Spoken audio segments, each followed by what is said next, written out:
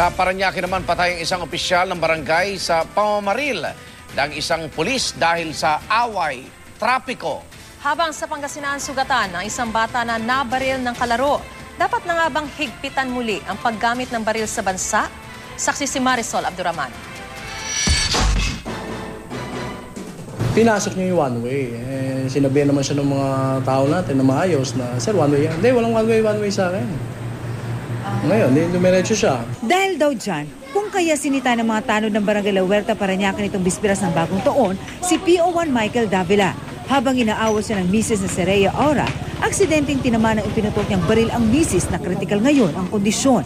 Kasunod niya, binarinalin niya kaya namatay ang XO ng barangay na si Armando Concepcion. Tinawag dire-diretso, hindi naman siya nagpakilalang pulis eh. Dire-diretso siya hanggang sa maabutan nila. Pinutukan na si XO noon, sabay ikot ng ganon. Pinuputokan na si XO hanggang sa makatakbo rito, pinuputokan pa rin hanggang dyan sa loob. Hanggang dito sa pagdating dito, dyan pinutukan pa ng pinutukan. Tinamaan din ng bala sa pamamaril ang isang kapatid ni Concepcion na napasugod sa insidente. May dalawa pang nadamay, kabilang ang isang panadero. Tumanggi sa panayam sa kamera si Davila na sinampahan na ng reklamong murder, attempted homicide at reckless imprudence resulting in serious physical injuries. Pero anya, kinuyog siya ng mga tanod kaya inilabas ang baril. Nabawi sa kanyang Glock 9mm pistol na service firearm umano niya. Hinampas siya o binato ng bato na kaya pumutok yung niya. They will be filed administrative cases without prejudice again to the criminal cases, if any. And of course, maximum of course is dismissal and other with minimum penalties. Nitong Enero o 1 naman, patay matapos tamaan ng bala ng improvised shotgun ang Deputy XO ng Barangay Lupang Pangako sa Payatas, Quezon City at dating stuntman na si Edelberto Roque. Pero wala raw kumalabit ng gatilyo ng baril na bigla na lang daw pumutok ayon sa ilang nakakita sa insidente. Baka aksidente ho yun eh. Yun ang parang nangyari. Hindi lang natin matukoy kung paanong aksidente. Pero iniimbestigahan pa rin kung may nangyaring foul play. Victim ba talaga ito ng stray bullet or victim ba siya ng sarili niya? Because allegedly parang lumalabas din na accidentally na-hit niya yung legs niya nung improvised firearm na gamit niya.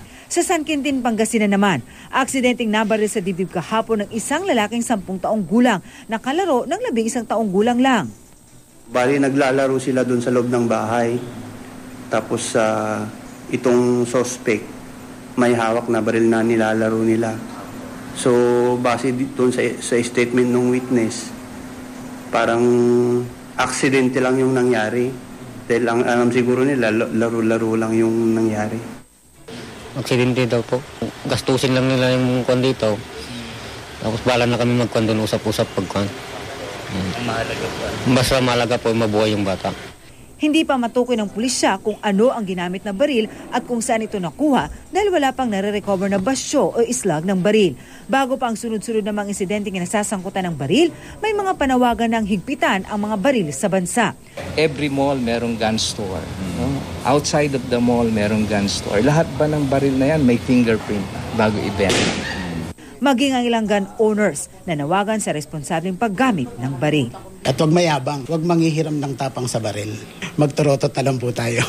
Ako si Marisol Abduraman, ang inyong saksi.